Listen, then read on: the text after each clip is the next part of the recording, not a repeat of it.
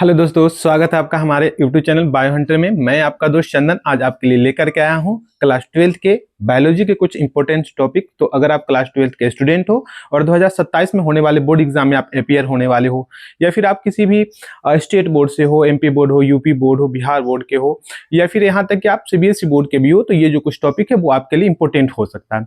हमने यहाँ पे कुछ डायग्राम शो किए हैं। ये भी डायग्राम आपको दिख रहा होगा। ये जो डायग्राम है ये हमने पिछले क्लास में ये हमने रिकॉर्ड किया है।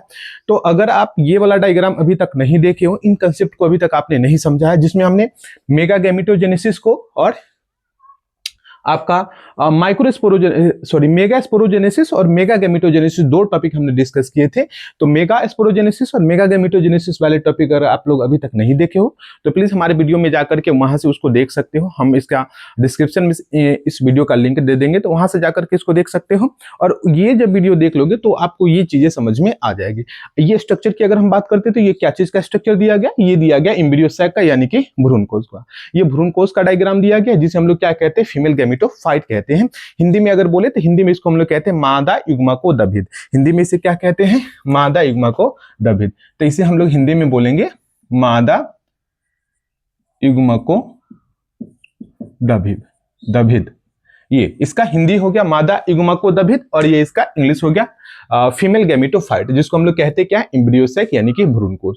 भ्रूण कोश वह स्ट्रक्चर होती है जहां पे आगे चल करके भ्रूण का डेवलपमेंट होता है, फर्टिलाइजेशन वगैरह होती है, और यहीं पे जाकर के युग्मनज और भ्रूण का विकास होता है। तो वो स्ट्रक्चर के बारे में पढ़ने वाले। तो सबसे पहले ये जाना जाए कि ये स्ट्रक्चर है क्या। तो ये स्ट्रक्चर को कहते क्या है, तो इस स्ट्रक्चर को हम लोग एम्ब्रियो सैक यानी कि भ्रूण कोश कहते हैं। अगर इसको दूसरी भाषा में बोला जाए तो ये स्ट्रक्चर किसका प्रतिनिधित्व करता है, तो हम बोलेंगे मादा युग्मकोदभिद का प्रतिनिधित्व करता है, यानी कि फीमेल गैमेटोफाइट का प्रतिनिधित्व करता है। अगर हम लोग फीमेल गैमेटोफाइट यानी कि अगर हम लोग एम्ब्रियो सैक का स्ट्रक्चर को जब हम देखते हैं तो उसका स्ट्रक्चर कुछ इस प्रकार दिखाई देता है, जिसमें आपको क्या ध्यान में रखना है, ये जो स्ट्रक्चर है, ये स्ट्रक्चर देखने से पहले, ये स्ट्रक्चर होने से पहले ये कैसा दिखता था, ये ऐसा दिखता था। इस फिगर को आप लोग देख लो, ऐसा दिखता था, है ना। ये कैसे बनता है, ये स्ट्रक्चर कैसे बनता है, ये प्रोसेस हमने बताया था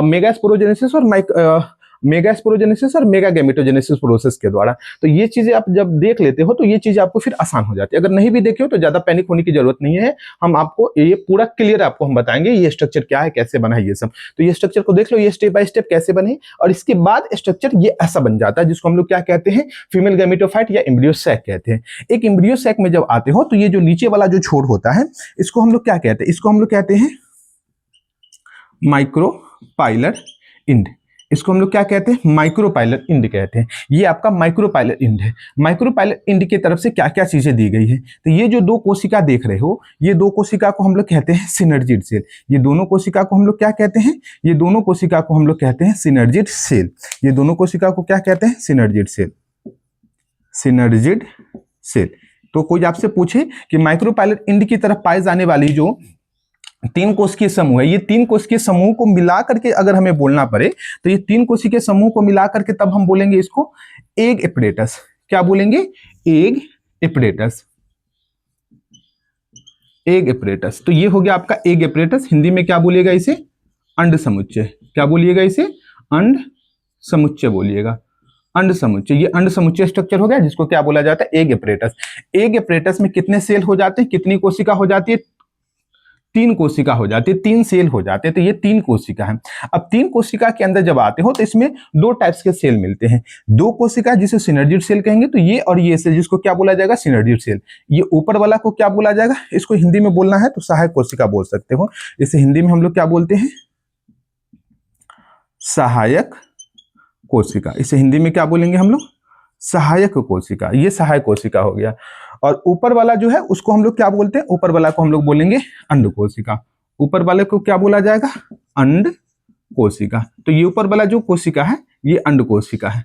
अब ये अंड कोशिका है, यही तो आगे ये मादा युग्मक का प्रतिनिधित्व करता है, यानी ये मादा युग्मक है, प्लांट का मादा युग्मक है। और यही जो स्ट्रक्चर है, इसी के साथ पुष्प के जो परागकण के अंदर जो एक नर केंद्रक या नर युग्मक पाए जाते थे, इसी के साथ आकर के मिलता है और फिर निषेचन की क्रिया को पूरा करता है। अब आ जाइए ऊपर की तरफ। अब ऊपर की छोर पर जब आओगे तो इस छोर को क्या बोला गया, तो इधर माइक्रोपाइलर इंड है। तो हम आपको बताए थे कि हमेशा माइक्रोपाइलर इंड का उल्टा, हमेशा उल्टा छोर पर जो होता है उसको हम लोग क्या कहते हैं, चैलेजल इंड कहते हैं या चैलेजल छोर कहते हैं। तो ये ऊपर वाला छोर क्या कहलाएगा, ये ऊपर वाला जो छोर है ये कहलाएगा आपका चैलेजल इंड। क्या कहलाएगा, चैलेजल इंड या चैलेजल छोर बोल दीजिए। तो ये हो गया आपका चैलेजल इंड। चैलेजल इंड की तरफ जब आते हो तो यहाँ पे आपको 3 सेल दिखाई पड़ते हैं। ये 3 सेल है। इस 3 सेल को हम लोग, ये तीनों सेल को मिला करके इसको और ये 3 सेल को मिला करके हम लोग क्या कहते हैं, तीनों सेल को मिला करके हम लोग कहते हैं एंटीपोडल सेल। क्या कहते हैं, एंटीपोडल सेल कहते हैं। इसको हम लोग क्या कहते हैं, एंटीपोडल सेल कहते हैं। एंटीपोडल सेल्स ये 3 हो गए। तो कोई आपसे क्वेश्चन क्या बनेगा कि एंटीपोडल सेल किस छोर की ओर पाए जाते हैं, चैलेजल छोर की ओर यानी चैलेजल इंड की तरफ। सिनर्जिड सेल की संख्या कितनी होती है, सिनर्जिड सेल की संख्या होती है आपका 2। सिनर्जिड सेल की संख्या कितनी होती है, 2 होती है। अब सिनर्जिड सेल यानी सहायक कोशिका की संख्या 2 होती है। अब पूछेगा कि सिनर्जिड सेल किस छोर की ओर पाई जाती है, तो माइक्रोपाइलर छोर की ओर पाई जाती है। माइक्रोपाइलर छोर की ओर जो 3 कोशिकीय समूह बनते हैं या होते हैं उसको क्या कहा जाता है, अंड समुच्चय। अंड समुच्चय में कितनी कोशिका होती है, 3 कोशिका होती है। अब 3 कोशिका में कौन कौन सी कितनी संख्या में कोशिका है, तो सिनर्जिड सेल 2 हो गया और अंड कोशिका जिसको बोला जाएगा एग सेल, जिसको क्या बोला जाएगा, एग सेल। ये एग सेल कितने हो जाते हैं, 1 हो जाते हैं। अब आ जाइए, ये जो बड़ी सी एक कोशिका आपको दिख रही है, ये सबसे बड़ी कोशिका, इसको हम लोग कहेंगे केंद्रक कोशिका। क्या बोलेंगे इसको हम लोग, केंद्रक कोशिका बोलेंगे। ये हो गया आपका केंद्रक कोशिका। ये आपका क्या कहलाता है बच्चा, केंद्रक कोशिका। तो ये हो गया आपका केंद्रक कोशिका। और केंद्रक कोशिका को इंग्लिश में क्या बोलेंगे हम लोग, सेंट्रल सेल। क्या बोलेंगे बुआ, सेंट्रल सेल बोलेंगे। तो ये सेंट्रल सेल है। आपसे पूछ देगा कि भ्रूण कोश की सबसे बड़ी कोशिका क्या कहलाती है, तो केंद्रक कोशिका यानी कि सेंट्रल सेल कहलाती है। तो ये हो गया आपका सेंट्रल सेल। ऐसे कई जगह पे सेंट्रल को सेंट्रल वर्ड से ही लिख करके बताता है सेंट्रल कोशिका, तो आप इसका इंग्लिश होता है सेंट्रल। तो ये सेंट्रल कोशिका हो गया। सेंट्रल कोशिका के अंदर जब आते हो तो यहाँ पे 2 केंद्रक मिलते हैं। कितने केंद्रक मिलते हैं, 2 केंद्रक। ये जो 2 केंद्रक है, इस दोनों केंद्रक को हम लोग क्या बोलते हैं, इस दोनों केंद्रक को हम लोग बोलते हैं ध्रुवीय केंद्रक। क्या बोलते हैं इसको, ध्रुवीय केंद्रक। क्या बोलते हैं, ध्रुवीय केंद्रक। और इंग्लिश में बोलते हैं पोलर न्यूक्लियाई। इंग्लिश में क्या बोलेंगे हम इसे, पोलर न्यूक्लियाई। तो ये पोलर न्यूक्लियाई हो गया। कितने पोलर न्यूक्लियाई हैं, 2। अब यहां से ऑब्जेक्टिव क्या है, कंसेप्ट क्या है, जरा समझिएगा। कहता है कि जो आवृतबीजी पादप यानी कि एंजियोस्पर्मिक जो प्लांट होते हैं, उनके जो भ्रूण कोश होते हैं वो आपका 7 केंद्रीय। क्या हमने बोला कि आवृतबीजी पादप यानी कि जो एंजियोस्पर्मिक प्लांट होते हैं, फ्लावरिंग प्लांट होते हैं, उनके भ्रूण कोश में 7 केंद्रक आपको देखने को मिलेगा, जबकि 8 कोशिका रहती है। सॉरी, 8 केंद्रक जबकि 7 कोशिका। क्या ध्यान में रखना है, 7 कोशिका और 8 केंद्रक। तो यहाँ पे आपको क्या पुराना है, 7 कोशिका पुरानी है और 8 केंद्रक। तो ऊपर वाला ये 3 सेल है जिसे आपने क्या बोला है, एंटीपोडल सेल। क्या बोला आपने, एंटीपोडल सेल, जिसको हिंदी में हम लोग कहेंगे प्रतिव्यासांत कोशिका। क्या बोलेंगे, प्रतिव्यासांत कोशिका। ये प्रतिव्यासांत कोशिका कहला रही है, जिसको इंग्लिश में क्या बोला गया आपको, एंटीपोडल। तो एंटीपोडल सेल 3 हो गया, तो कोशिका 3 यहाँ पे। एक ये बड़ी वाली कोशिका, एक ही कोशिका है जिसमें 2 केंद्रक है, तो 3 कोशिका यहाँ ऊपर हो गया यानी कि चैलेजल छोर की ओर, और एक बड़ी वाली कोशिका जिसको आपने सेंट्रल सेल कहा, 4 कोशिकाएं होंगी, और 1 2 3 ये 3 कोशिका यहाँ पे दिख जाती यानी कि अंड समुच्चय के पास। तो टोटल मिलाकर के 3 और 3 6 और एक सबसे बड़ी कोशिका जिसको सेंट्रल सेल बोला गया। तो टोटल मिलाकर के कितनी कोशिका हो गए, 7 कोशिका। ये बोर्ड एग्जाम में क्वेश्चन पूछा हुआ है कि एक परिपक्व भ्रूण कोश में कितनी कोशिकीय अवस्था देखने को मिलता है, तो 7 कोशिकीय अवस्था। कितनी केंद्रीय अवस्था देखने को मिलता है, तो 8 केंद्रक। अब 8 केंद्रक को जरा समझिए। 3 कोशिका ऊपर है और तीनों कोशिका, तो एक केंद्रक इधर है और 3 कोशिका यहाँ पे है, तो 3 कोशिका यहाँ पे, तो 3 केंद्रक यहाँ पे हो गया। तो 3 और 3 6 हो गया। अब 2 केंद्रक को जब आप देखोगे तो सेंट्रल सेल के अंदर यानी कि ये केंद्रीय केंद्रक कोशिका के अंदर, सेंट्रल कोशिका के अंदर, इस कोशिका के अंदर 2 केंद्रक है। तो ये 2 केंद्रक मिलकर के यहाँ पे तो 2 केंद्रक हो गया। तो 3 और 3 6 और ये 2 8, तो टोटल मिलाकर के कितने केंद्रक मिल जा रहे हैं, 8 केंद्रक। तो आपसे कोई पूछेगा कि एक परिपक्व भ्रूण कोश कैसे होते हैं, तो 7 कोशिकीय और 8 केंद्रीय, 7 कोशिकीय और 8 केंद्रीय। अब इसके फंक्शन वगैरह के बारे में जरा समझिएगा। ये जो आप सिनर्जिड सेल जो देख रहे हैं, इसके नीचे की तरफ ये फिंगर लाइक स्ट्रक्चर लगा है ना, उंगली समान स्ट्रक्चर लगा है। ये उंगली समान जो स्ट्रक्चर लगा हुआ है, इसको क्या कहते हैं, इसको हम लोग कहते हैं तंतु रूप समुच्चय, क्या कहते हैं हम इसको? तंतु रूप समुच्चय। ये तंतु रूप समुच्चय जो कोशिका है, ये तंतु रूप समुच्चय जो एक प्रकार के स्ट्रक्चर है, इसको हम लोग इंग्लिश में कहते हैं फिलीफॉर्म एपरेटस। क्या कहते हैं? Filiform apparatus. फिलीफॉर्म, थोड़ा सा बड़ा करके लिख दे रहे हैं, इस कोशिका को क्या कहिएगा? Filiform apparatus.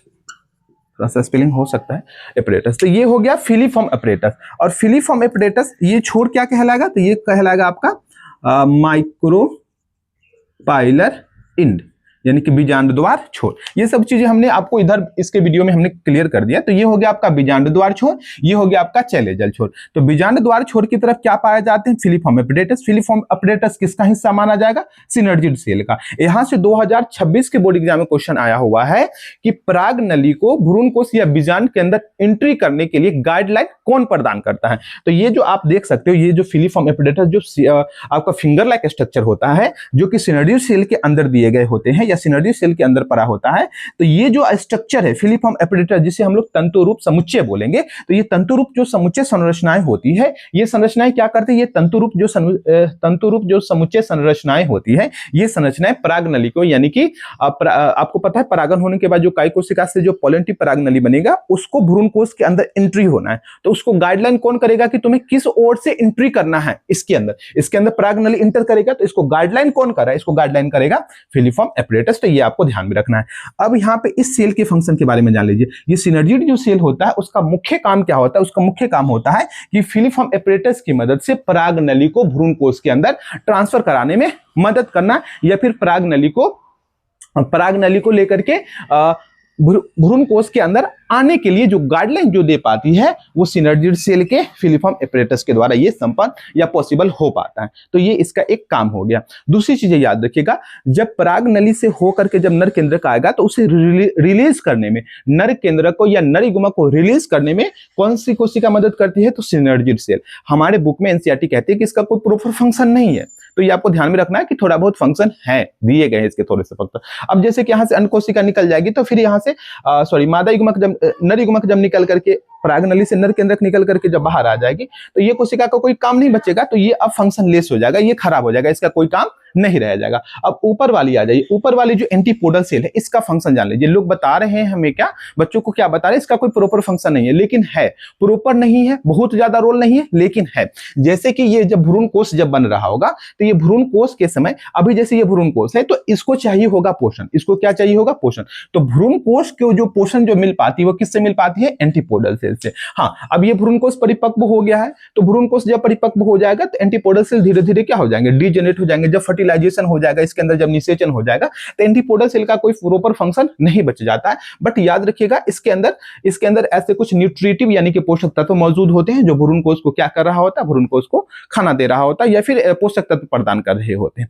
अब आगे आ जाइए। अब आपका बच गई अंड कोशिका। अंड कोशिका क्या होती है? यही वो कोशिका होती है जब परागकण से जब आपका एक नर युग्मक आता है, तो नर युग्मक इसी अंड कोशिका के साथ मिल करके एक अंड कोशिका, जैसे मान लीजिए ये नर केंद्रक आया, तो ये अंड कोशिका हो गया, एक नर केंद्रक यानी नर युग्मक हो गया। तो अंड कोशिका और नर युग्मक, आपको पता है कि मादा युग्मक और नर युग्मक, ये हो गया अंडाणु मान लीजिए, जिसको अंड कोशिका कह रहे हो, और ये हो गया शुक्राणु यानी कि नर केंद्रक। तो ये नर केंद्रक और ये अंडाणु जब मिल जाएगा, तो इसी क्रिया को क्या कहिएगा? फूलों में निषेचन। क्योंकि ये चीजें कहाँ हो रही है? पुष्प के भाग में हो रहा है, प्लांट के अंदर हो रहा है, तो इस तरीके से फूलों के अंदर निषेचन होता है। तो अंड कोशिका एक नर युग्मक या नर केंद्रक के साथ निषेचन करता है, जबकि एक नर केंद्रक, आपको पता है कि परागकण के अंदर दो नर केंद्रक होते हैं, तो एक नर केंद्रक आ जाता है किसके पास? एक नर केंद्रक आ जाता है ध्रुवीय केंद्रक के पास।